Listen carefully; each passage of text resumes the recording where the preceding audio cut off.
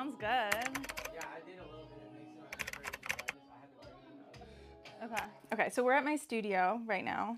I've been coming here for 4 years, and it's where I've done basically all my music. I have experienced every single emotion here possible, emotions that I didn't even know existed, and it's been a place for me to come when I'm happy, when I'm angry, when I'm heartbroken, when I'm sorry, you're gonna have to bleep that out. When I'm devastated, all of the above, and when I'm celebrating, and when I'm in love, and find a new boyfriend, and want to sing about him, and then when we break up, and I'm depressed, and then when I'm in my body, when I'm not in my body, like every human experience, I feel like I can come here, and I think that's super special to have. I think in the outside world, we kind of all need to take on these different roles, you know, with our jobs, with our families, with all of our communities, and that's normal and that's fine, but it's incredibly special to have a place where you can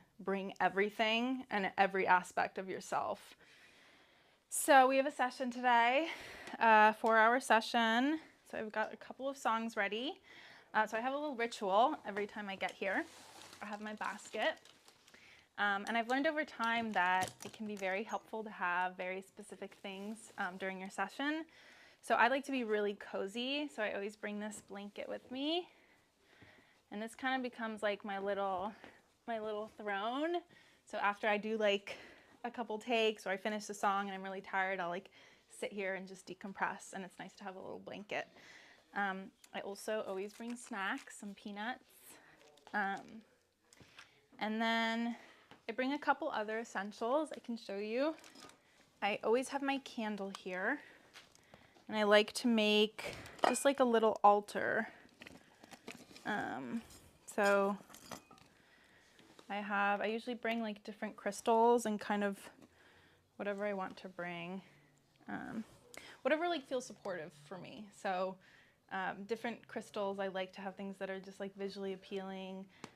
The sessions can be pretty like exhausting and a little emotionally taxing, so it's good to have stuff that like grounds me and just makes me happy, basically.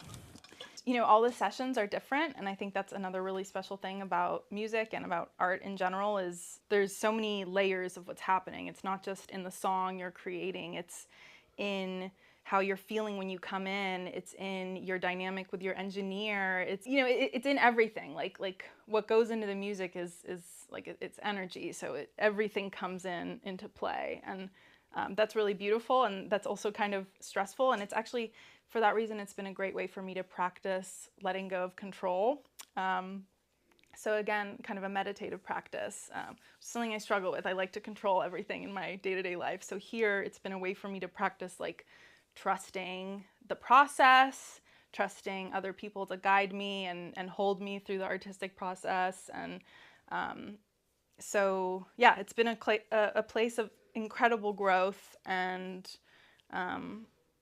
lots of difficult moments and lots of really like wonderful, like expanding moments for me. Okay, sorry. This song is about forgiveness, and at the end of the song, I actually say that, yeah, I was inspired by many things for this song, many past situations. And in the end of the song, I say, I don't forgive. Throughout the song, I'm kind of questioning if I forgive this person for what happened. And at the end, I say no. And I was kind of surprised when I decided to put that in the song, because a lot of, everyone says you should always forgive and you should always be positive. And I do generally agree with that, but I think in many situations it's actually self-loving to not forgive until you're ready to forgive. I think forgiveness it happens naturally, and we need to honor our parts, the parts of us that are still hurting and still need time to be with what happens in our life. That was really important for me to kind of express in this song. This is the one I sent you the other day. Okay, but listen to the one. Can I show you the part that I liked? That's what I'm listening Yeah, for. yeah, okay. It's soon, yeah. There. You got that? I love that. That is slay.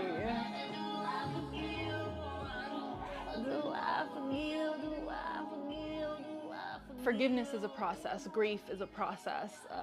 We don't just move on from things. And, you know, music can be such a good way for us to feel heard when we're going through something. So if someone hears this song and is in that space where they haven't forgiven yet and they're still angry and everyone around them is telling them to move on, but they're still angry, it's hopefully something that can help someone ground into themselves and honor that part of themselves if that's where they're at. So yeah, it's a really important song to me, and I think it speaks to also the process of music. Like that's where I was. You know, now I am kind of in a space of forgiveness or closer to that, and I can look back on this song and I'm glad I did it, and I'm glad I let myself be there and like feel that energy, because it's where I needed to be in order to get here. So yeah, so, and the song is a way to celebrate that. Yeah. That was amazing. I love it. It's so beautiful. It's so special. Thank you, Noah. There's a lot of information in our voice and in like the energy that comes out of us. There's a lot there, and to be able to like work with it has been kind of a spiritual practice in a way. Like it's been a way for me to come more into my body. It's been a way for me to just like, I don't know, it's just